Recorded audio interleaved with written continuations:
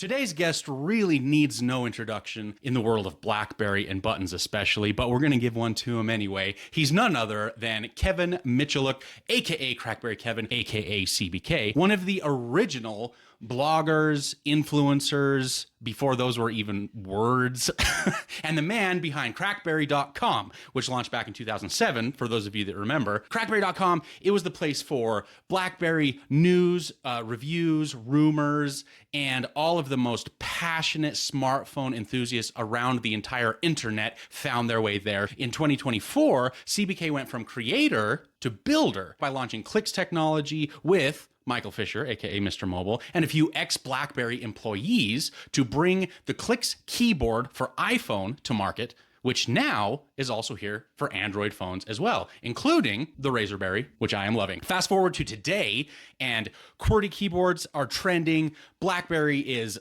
back in the conversation, front and center, and CBK is back. So in this episode, we talk about so much: the state of BlackBerry in 2025, clicks, intentional tech, this onslaught of new QWERTY contenders in the market. And we're going to have to do the old part one, part two approach to this episode. So a massive thank you to CrackBerry Kevin. Welcome back, by the way. Welcome to part one.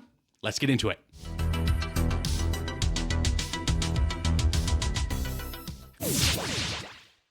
Ladies and gentlemen, welcome to Retro Chatter, the official returning retro podcast. I am Jake, and boy, do I have a treat for you today. Welcome to the show, CrackBerry Kevin himself, also known as CBK. Thank you so much for joining me today. How are you doing this fine afternoon?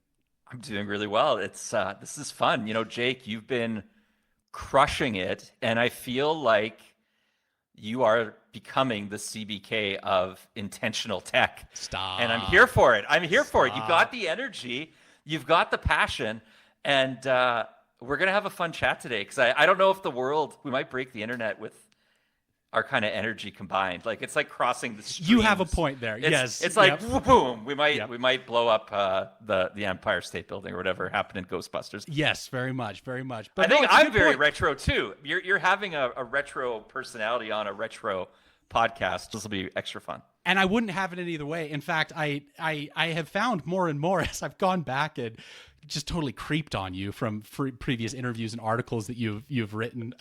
But you were talking about a lot of the stuff that I've been covering on Returning Retro these last couple of months, like a few years ago. This is very familiar territory for you. Absolutely. I have a lot of strong philosophies in the world of tech and smartphones.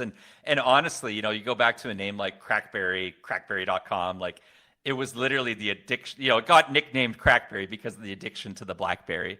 And I literally wrote one of the first books on digital detox and our information overload and abuse of smartphones. I think it was called CrackBerry: True Tales of BlackBerry Use and Abuse. And this is, I forget what year, 2009 this came out. I mean, a long time ago.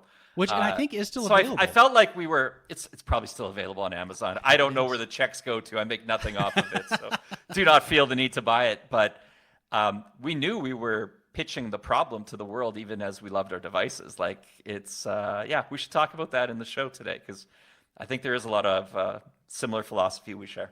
Yes, very much, and a similar energy. So I'll try to keep us in check the best that I can. Danger zone. We're going into the danger zone. Yes. So speaking of which, I mean, let's just start right there from the top. It is the year 2025, and BlackBerry seems to be all over the place. What is going on? I get it. I don't get it. I'm like, this is just too weird now. And for me, CrackBerry Kevin has come and gone over the years. Sure. We can dive into that story if you want to. It's a hat I put on, and when I say hat, I am fully CBK all the time. But like, the workload and mental capacity of going into CrackBerry Kevin zone is all buttons all the time. BlackBerry.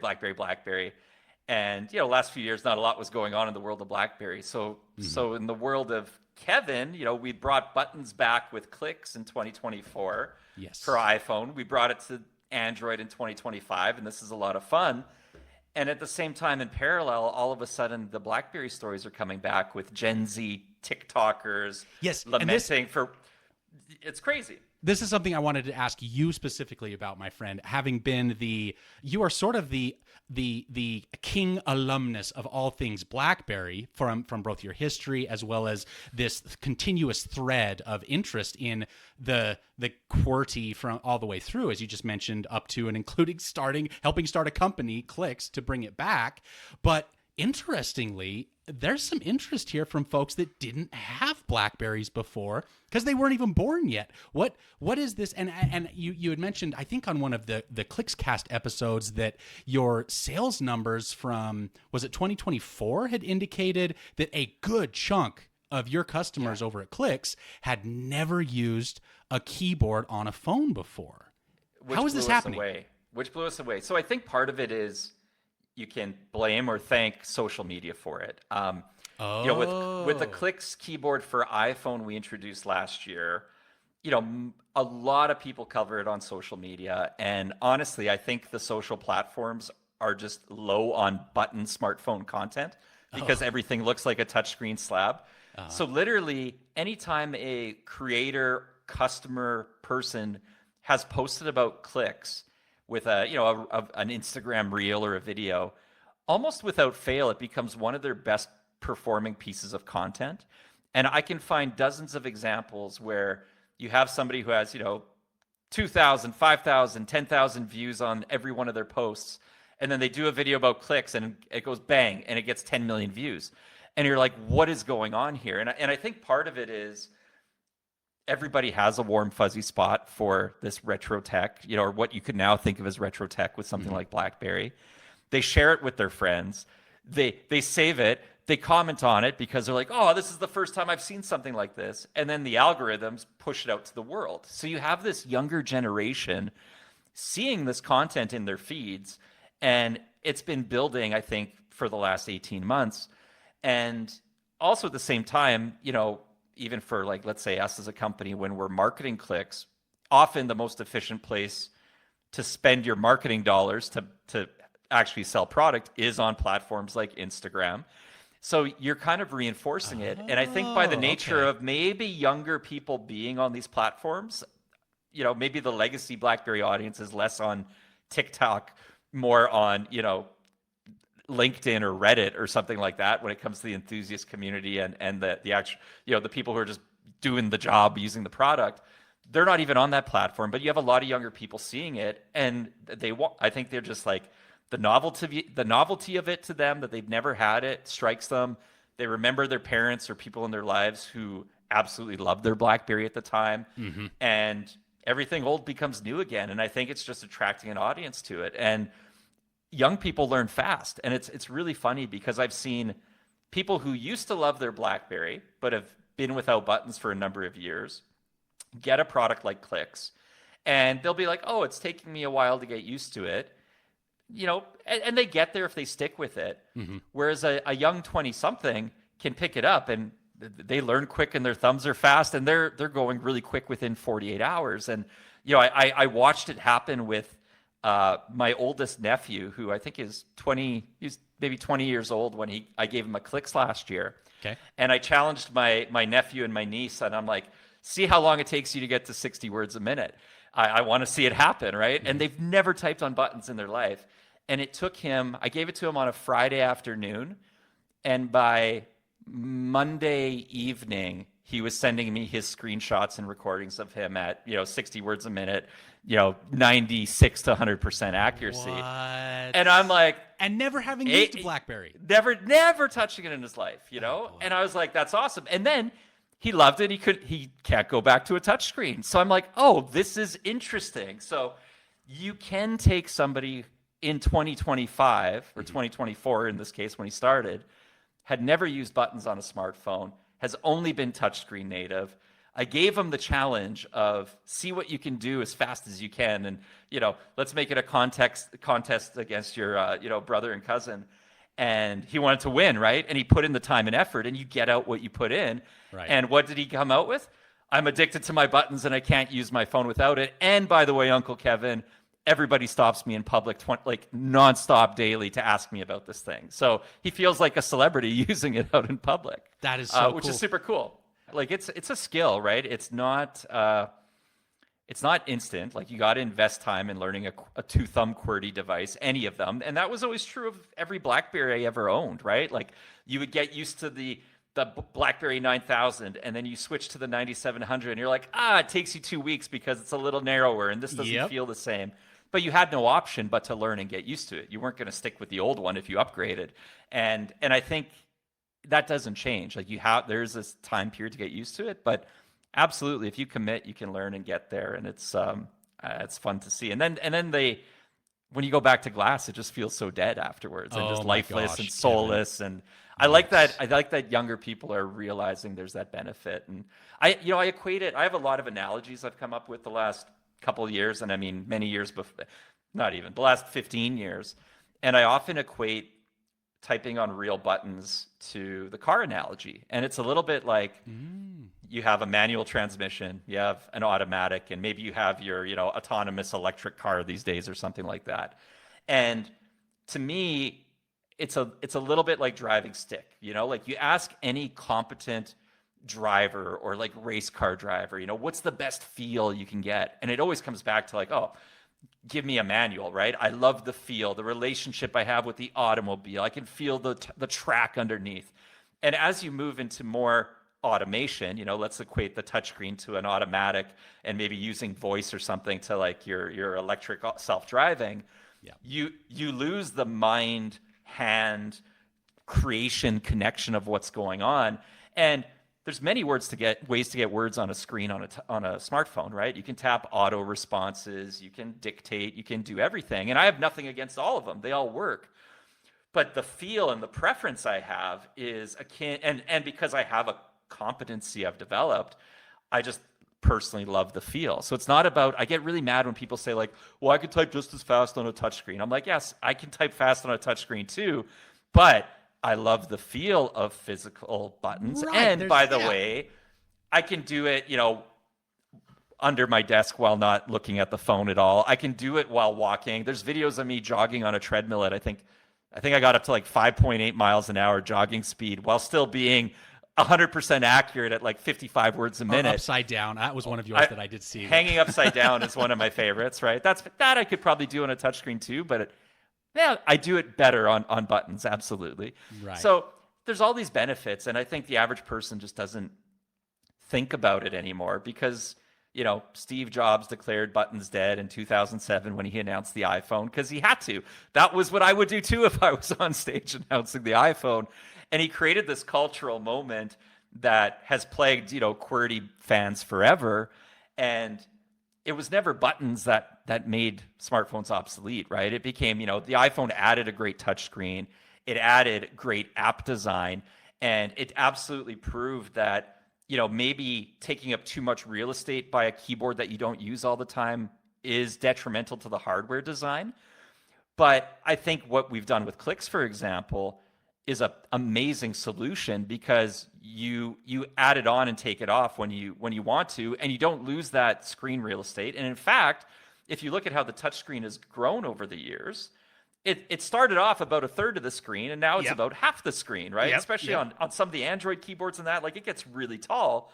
So especially now when we're in these full screen apps like Instagram and TikTok, and you have people captioning their photos, well, you can't even see what you're working on. You're like, I want to do this. Well, I have to hide the keyboard and re-show the keyboard and hide the keyboard and re-show the keyboard. So to have the option of a keyboard on a full touch device is kind of a best of both worlds solution for people. And I mean, I love purpose-built tech, so don't get me wrong. I mean, I love a good phone with buttons too, but I think the way we introduced clicks to the world kind of made people like go, interesting, like there's some trade-offs obviously, but you could see where just having a touchscreen phone actually is compromised in its own way as well. Right, and let's circle back to clicks. I have a bunch of questions about clicks that I was thinking we could go a little bit. I ain't here to pitch. Everybody knows about it by now who's listening to this podcast. I mean, I'll pitch clicks. Like I have no conflict of interest there for me. Like I love this stuff. But I did want to ask you before we move on from the subject. No, we talked about new people finding it, loving it, but there are a couple of things out there that I'm sure that you've seen. Some of them, of course, you and I have talked about, where it is some of those mega enthusiasts trying to bring some stuff back. So Totally. there's I don't even know what it is, Kevin. Maybe you could help me. This bringbackblackberry.com. I see this around. You, in fact, I think you posted about it. I've posted about it because I saw it. I'm like, I love it. I don't think it's gonna happen by BlackBerry. I did Not by track BlackBerry. down. Okay. Yeah, well, I did track down. I mean, look, if we talk about the state of BlackBerry in 2025, as in the company formerly known as Research in Motion, that's right. changed their name to BlackBerry. That was Actual Waterloo based. BlackBerry, That the actual BlackBerry company. I mean, they're just out of the game, right? Like they are in a different game. It's all software. It's they have distanced themselves from hardware for years, and they've been trying to do that separation between smartphone and what they offer to the market. And there's nobody left at that company who could build a phone, never mind build an accessory like clicks. They sold off their patents. Like they have a name called BlackBerry that a lot of us have an emotional attachment to. But they're just not as a company going to do it, right? And I saw somewhere, I have no idea if this is true, and I don't know if you would know or not, but I also saw somewhere that they destroyed servers, source code is gone, like a lot of stuff. Even if they wanted to recover it, they couldn't. Is there any truth to that? I think that, I mean, that makes sense. Yeah, I think they dismantled the NOC a few years ago there when they turned off the operation centers. So yeah, I think as a matter of housekeeping, they would have decommissioned, is maybe the word to use, all the things. So the traditional infrastructure is not there. And I mean, when they bricked all the BlackBerries effectively, because you can't log into BBID to hook up any of the things, you're left with a glorified paperweight for most people. That's going to be unsupported. And I found it weird when you start to see this notion of TikTok, like on TikTok, of BlackBerry trending and people buying them off eBay, because I don't think I would make that a recommendation to start to buy an old BlackBerry and try to use it. But I guess, maybe obviously like the Android berries have better support for running everything. But I love it. I love it. And I love that there's people who want to try to bring back BlackBerry, even if it won't happen, because I think the more support you see for it out there, it just kind of lifts all of the other projects that are building BlackBerry alternatives in 2025. Yes, whether it's Clicks or Xinhua or yes. Okay, I was hoping what do you want to talk? Your yes. show. Take me where you want. Xinhua. No. You're going the direction I wanted to go. So I had assumed, being CBK, you would have heard of. I order everything as soon as I see it. Right. So I ordered. I mean, even last year when the minimal phone got announced on Indiegogo, I think I was backer 42. But at the moment it went live, I think I saw it, I did it, and it took me just that long. I was going to say you out. and Backers 41 all clicked at the same time. We clicked at the same time, yeah. So I supported that, and I mean, we can talk more about that. I don't know if I view that as much of less of a BlackBerry alternative as it is a digital detox style device, minimal phone with a QWERTY. But yeah, Xinhua, I mean, that's a cool project where they're taking old BlackBerries and updating it with some more modern Android guts to make it a more usable, supported device. Is it a scalable business that's going to bring back BlackBerry back to the masses? I think it's more of a buyer beware. But if you're our type of people, come on. I mean, I ordered it right away, and I DM'd them, and I'm just like, hey, I forget what order I was. I wasn't in the first 500 on that, but probably not too after that. And I think it's super cool. Like, I think to see old BlackBerries come back to life and get, resto modded or whatever the term is, that makes sense, right? Restoration modding. I think it's a super cool project. But I think I'd call it a project. I think I'd say, buyer beware. I love that, it's I'm not sure where in China they're all based, the team. But I watched the interview you had with the lead of the project there. And appreciate what they're doing to try to make it happen. But is it the phone you're going to put your primary SIM card into and use daily? I'm like, not me, but I'm going to have one. I'm going to, throw it on Wi-Fi and try it out and play with it. And, maybe I'll throw a SIM card in it or a data only SIM card in it or something as like a weekend messaging device, just to have the glory days back and see how it holds up. Right. So I think it's just a super cool project. Wish them all the luck with it. And, I think for some people, like it's going to be the greatest thing that's happened since probably the BlackBerry Classic and Passport Yes. were launched. So, for those that somehow have never heard of CrackBerry, Kevin, which is hard for me to believe, but there may be some listeners or viewers that are not familiar with who you are, as I myself wasn't, we found out, as familiar with you as I thought I was.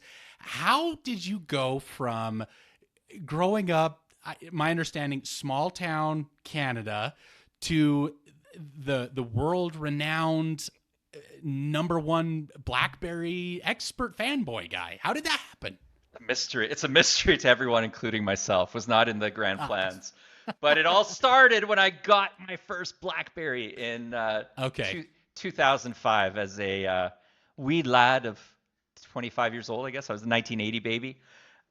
Okay. Yeah, and I left the small town to study at business school in Winnipeg, the closest city to me. And for those who don't know the geography, and I don't blame you if you don't, if you drew an X through Canada, Winnipeg is like dead center, and it's one of these cities that has four very distinct seasons. We have very cold winters, a spring and a fall that are longer than a fall that's longer than it should be, a spring that is also longer than it should be, a short summer that's pretty decent, and a long cold winter. But after I went to business school there, I got my first and kind of only real job for a year working for a company called CanWest Global, which at the time was Canada's biggest media company. So they owned, newspapers across the country, the national newspaper, TV stations. They have, things in other countries as well. They were a big, multi-billion-dollar company. And See, dots are being connected right now, Kevin. As yes, you're explaining, I'm like, oh, yes, interesting. yes. That's where he started out. I Okay. started out working for a big media company in their online division. So they owned a website called Canada.com. They had websites for their different verticals. Like they had one called driving.ca, which was all about automobiles. And I was working in biz dev, kind of analytics for that division.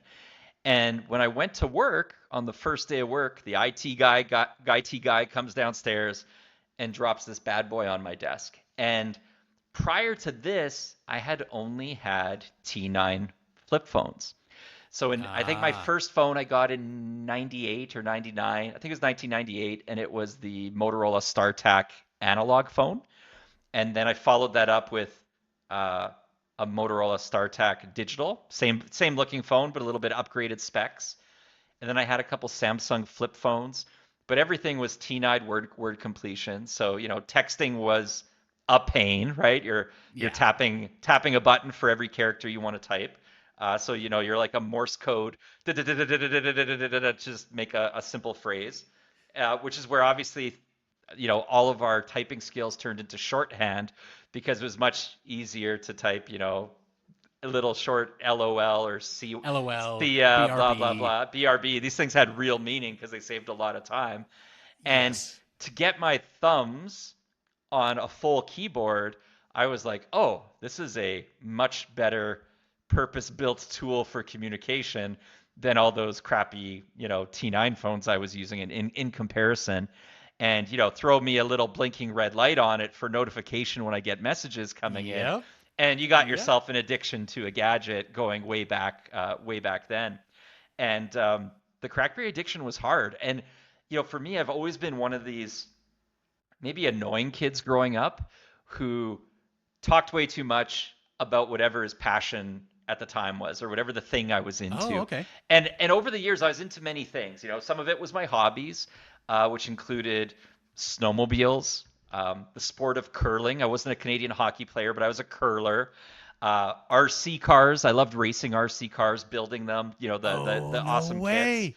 And in all of those hobbies, I would always want to get to the best thing, right? I wanted to pimp my snowmobile and do aftermarket tuning and parts to make it better. I wanted to take my curling gear and figure out how to make it better, right? And it's like, well, if everybody's using these plastic sliders, I'm going to have the aluminum one with space age Teflon coating on it to go faster down the ice.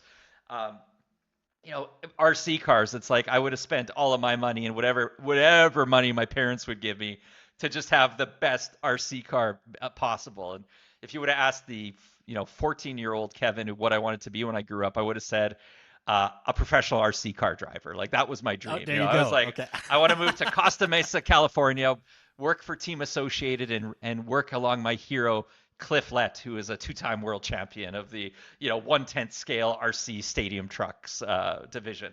And I was like, that's what I was into, right? And being born in 1980, obviously I was a kid who grew up with the early days of the internet, right to the beginning, right? Like when we got internet access at my house, there was 6 lines in the community and you had to dial in, get connected, which might take, hours or days, and then pray to God that there wasn't going to be a power failure or your brother was going to, rip the power cord out on your computer and knock down your internet connection for a week. So as a teenager, I got into the web and I was building websites where in my early days, what did I do?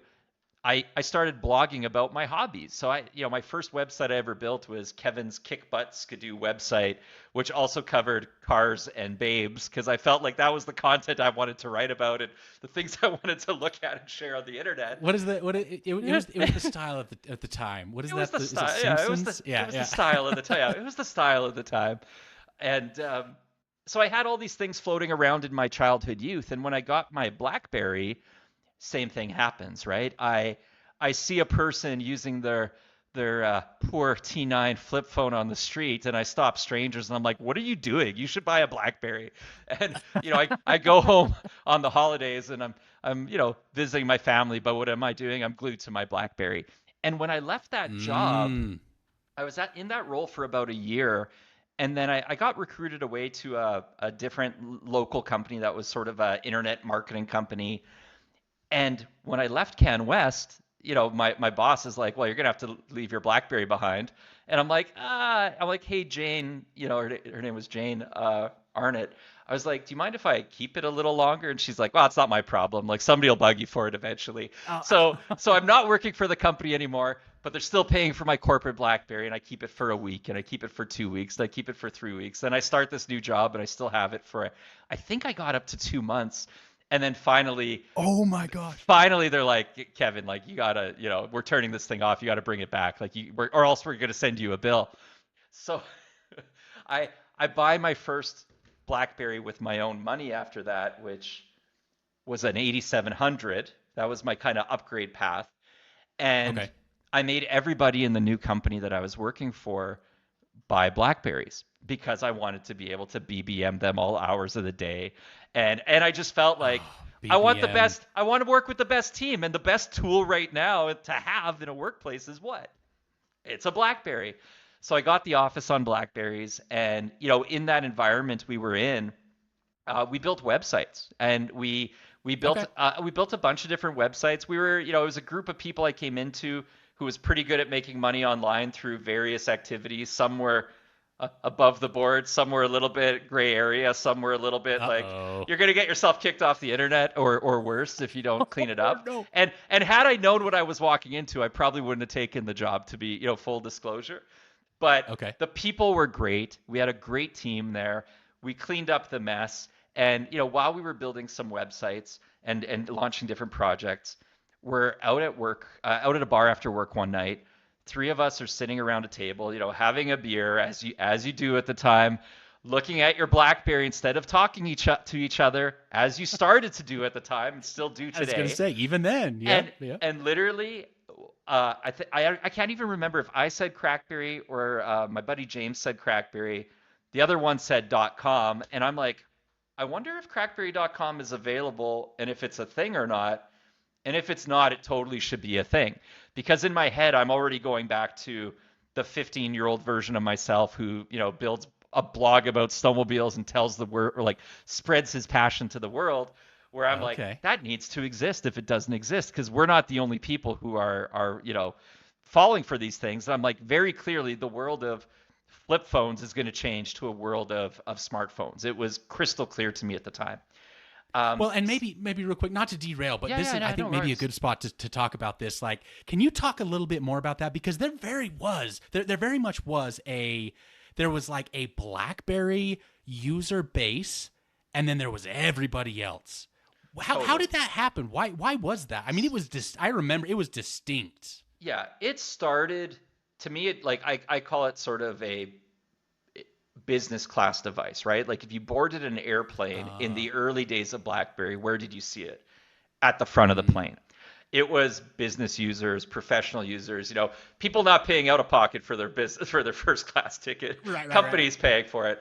And I mean, BlackBerry started in that world of enterprise and government, and their big initial product, if you will, was built around messaging. It was all about push email. So even though what we're thinking about and talking about, and we'll nerd out a lot about, is real keyboards and buttons on smartphones, their innovation at the time was that prior to BlackBerry, if you sent me an email or I sent you an email, our servers, our POP servers, are going to check every 5 or 10 or 15 minutes to see if there's a new email. And then if there is, you're going to get a notification.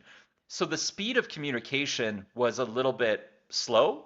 And the method for checking whether there was anything there or not, was a little bit almost like inefficient, right? You're almost like, even if there's no emails, we're going to check for emails every so often. And BlackBerry built its network operations system or center and its infrastructure to get really good at basically constantly looking for emails, pulling everything into a central server, compressing the data, and then like instantly pushing it out to your phone. So you went from pull email to push email. And when you put a blinking red light on a device that has email, if you're in the world of business or government, you just sped up the world of business, right? And a lot of people who weren't yet on who weren't yet on wireless devices, what you did at the time was you went to work, you sat down at your computer like we are doing now, you opened up Outlook, and you triaged your inbox for the 10, 5, 90 emails that happened, and you replied to everything. And if you didn't get through it, you came back later at lunchtime and checked for more emails. And email was this ongoing thing through the day. And when BlackBerry did this, they freed people from their desks, right? They liberated you from your office. And now people are getting work done anywhere they want to be through a mobile connected device with the fastest, pushiest of email. And that was the initial hook that made BlackBerry become a thing. And by the way, they'd sell you a phone, but then they were charging the carriers, $5 a month for your connection to the server infrastructure they built to use it, right? So BlackBerry was was one of the original subscription models, not just selling you a phone like the way a Samsung or somebody would do today. If they got you as a customer, they made money off the phone, and they were getting recurring revenue from all the cell phone carriers who were putting BlackBerries on their networks. So they had a killer business model. They improved the quality of business tremendously. And that meant if you wanted to have an edge in business, you had to have a BlackBerry.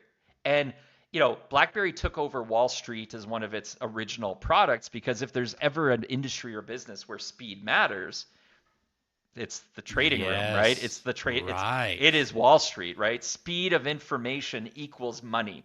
You have your Bloomberg terminals and products like that built for that in your office, but like BlackBerry gave you access to that data unlike anything else before it ever did. And that was the thing that set them apart even from somebody like Palm, who had Trio devices, which also had full keyboards on them. But it was this combination of push email, the blinking LED light, I'm going to say like tool-like, object-like feel that BlackBerry did in those early days to make something that just, you wanted to hold it in your hand. You wanted to almost fidget with it. Like, it might not look amazing in this early iteration, but it just feels like it's built for your hand. And then that permeated to me like business class, right? And now you see the mainstream world start to see BlackBerries pop up, and it's in the hands of shakers and movers in the world of business. And then you get celebrities with it, and you kind of get like, maybe it started off as that 1% device.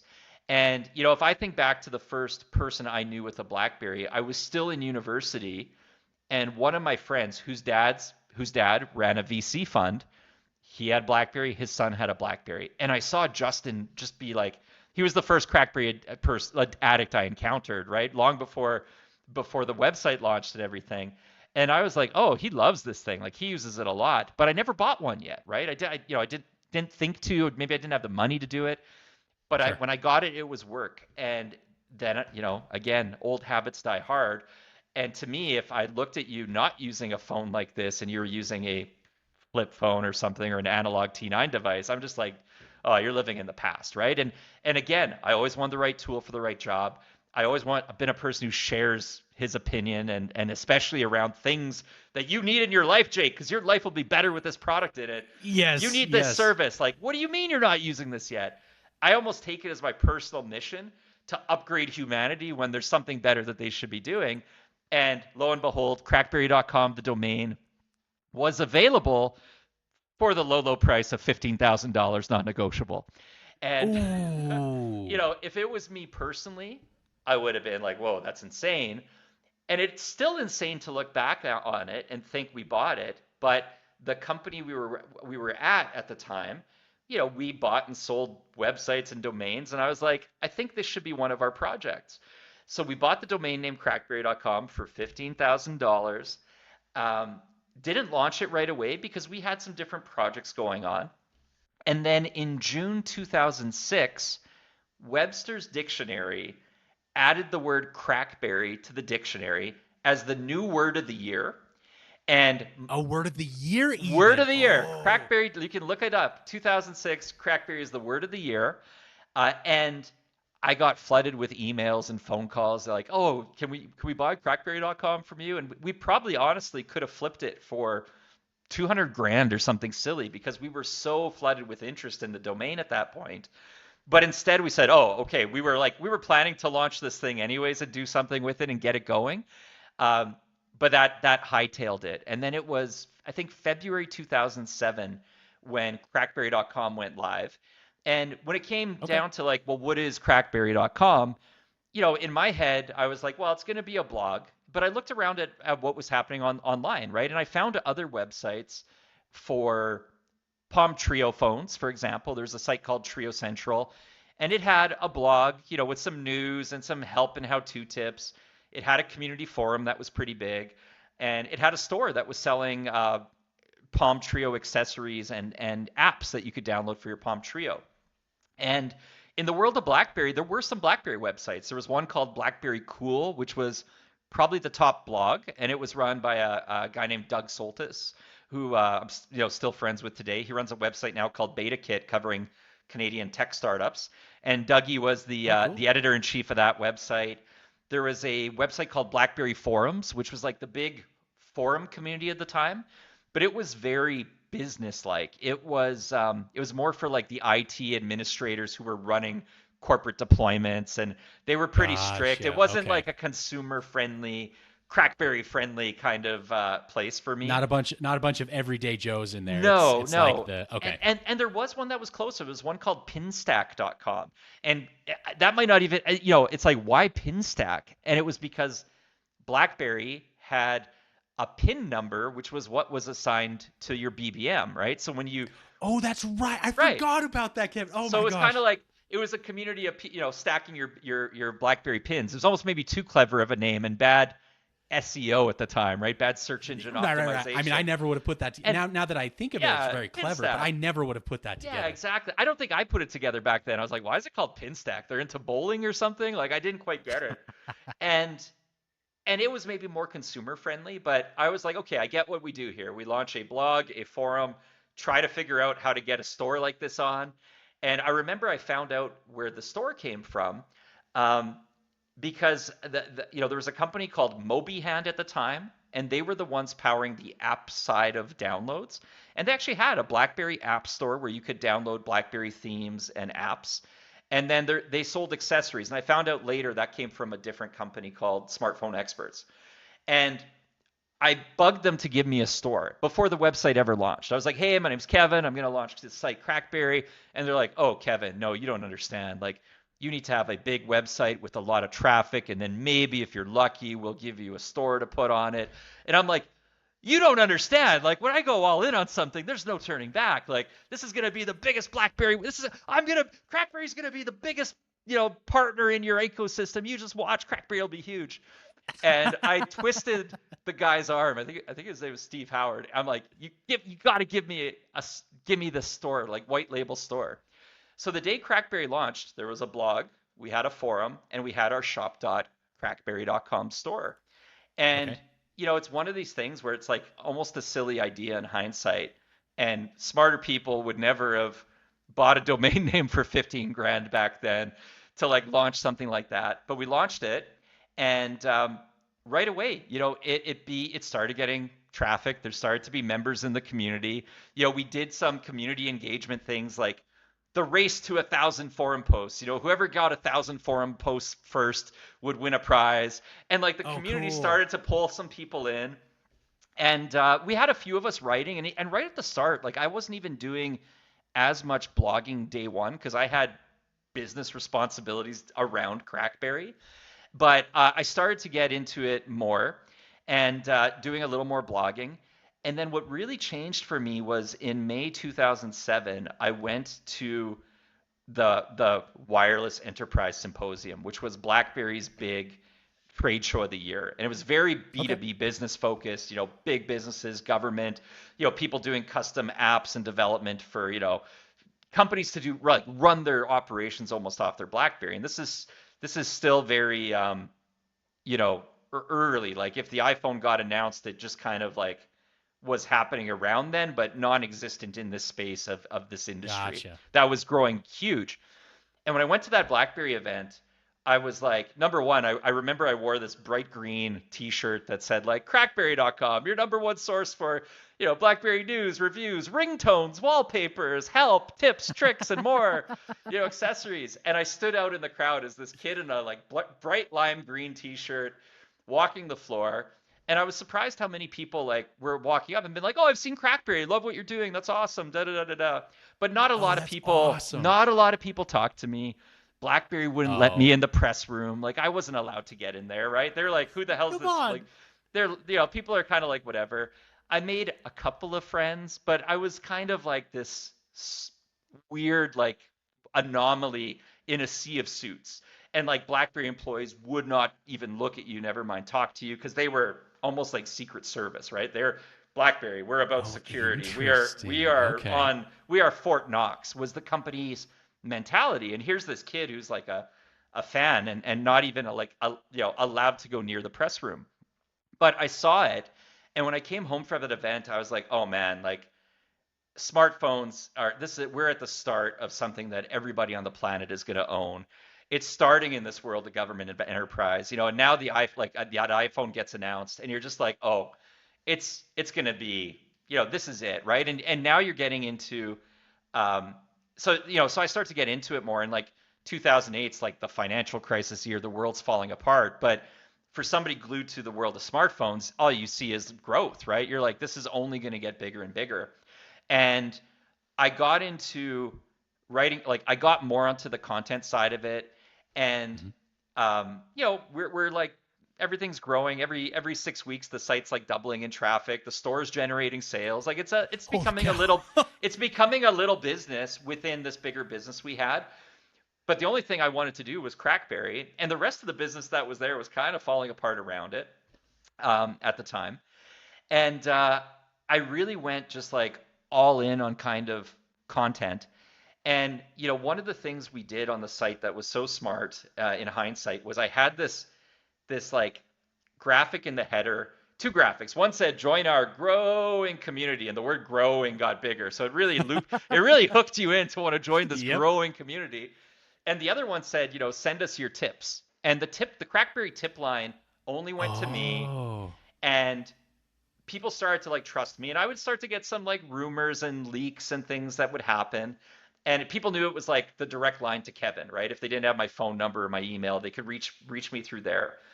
And one day in, I think it was like early May or late April 2008, I got a message that said, hey, Kevin, I see this new BlackBerry. This post went up on eBay. I don't know what it is, but I think it might be like a new BlackBerry. And I clicked the link instantly, and I'm like, holy shit. Like, this doesn't exist yet. What the hell is this? And it was a BlackBerry 9000 for sale on eBay. And I literally pull out my credit card. I'm like, as fast as I can add to cart and check out, I buy it. Wait, And I'm wait, wait, like, wait. You said this was something that wasn't even real? not announced by the company. There was What? maybe some rumors, but I don't even think there were that many rumors at that point in time. And it's on And eBay. and it's on eBay, and it's like a picture like this, right? And I'm like, yes, What please. in- And it shows up at my house, 4 days later. So literally, I have a BlackBerry 9000. It's not even called a BlackBerry Bold yet. That name's never been announced. And I have it like 2 weeks before the next WES event in May that BlackBerry hosts in May in Orlando, Florida. So the event I went to in 2007 is coming up again. It's a few weeks earlier. I get this in my hands, and I'm like, I guess, like I don't even know if I was I don't think I was nicknamed Crackberry Kevin yet, but I'm like, what am I gonna do? I'm gonna blog the hell out of this thing, and I do the world's first unveiling and review of the BlackBerry the BlackBerry 9000. Video on YouTube, all the things, and it went everywhere. Right, it got picked up. It was like, it was a tech story that went around the online tech sphere. I think it even made probably like TV and stuff like that a little bit. Like it was picked up because BlackBerry is huge, and it's like, oh, Right. BlackBerry 9000 is something. And I show up at that event the next week, and there's, or 2 weeks later in Orlando, and there's 6,000 or 8,000 people in this conference center for a week, and Kevin, every single person in that room knew who I was now from the year before, where I was this anomaly, and I'm like, oh, okay, the internet is kind of like real life. Like, you don't see it when you sit in your house and you hit the publish button, but you're actually at the end of the screen on the other end is real people. And at that event, then I think I got christened Crackberry Kevin by a guy named Ivan Canner, who was one of the he was from that world of BlackBerry forums and a Bez administrator, and he's like, Crackberry Kevin. And that was it. The nickname never went away from there. And the stories just continued after that, and everything gets crazier. So like Right. Crackberry was all of these things happening, and we were a major part of their ecosystem. Like, BlackBerry App World didn't launch until, well, I forget what year, if it was 2009 or 10 or 11, but like I was helping BlackBerry developers promote their apps and drive sales in 2007, 8, and 9 before BlackBerry App World ever started. So like developer community loved Crackberry because we literally made the careers of all these developers in the space in those early days, which BlackBerry wasn't doing because they had a tough enough job just building and getting phones to market. So it was a really crazy thing that Crackberry was. And I just didn't stop, right? Like, I was relentless from that era of 2007 through the BlackBerry 10 launch. It was 24/7, everything, right? And now I think I don't know if anybody in the tech media review creator landscape, like, nobody operates the same way anymore, right? Like, what we did was Gotcha. was crazy, right? And I think we changed the game because the brands learned that you should just embrace these people and like wine them and dine them and give them the phones in advance to review under embargo, so they don't leak the secrets, like, no. Well, And it's interesting, too. everybody's too taken care of, where they're not going to, they don't want to get blackballed and lose their hookup with Apple or Samsung Right. or everything. But like, I had nothing to lose except my livelihood, and that was how we were paying the bills. So we did stuff that would have got us thrown in, probably thrown in jail today. And I'm sure some people did get tossed in jail but it was never me. So I'm like, it's good.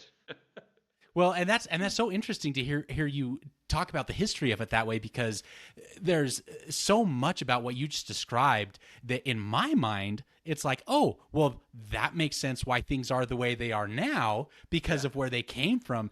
Well, I don't feel bad about interrupting you about 15 minutes ago, because that was a fascinating that's such great backstory. So the other thing, and I think this maybe is a good transition point to, BlackBerry, obviously, at least the mobile phone, the hardware division, is no more. And I hadn't known this until fairly recently, but CBK also kind of, I don't know, hibernated there for a little while. Yeah, I definitely. I've killed and resurrected CrackBerry Kevin a few times through the years, and look, if there's something in the world of BlackBerry, I'm coming back hard, and I'm sorry, like.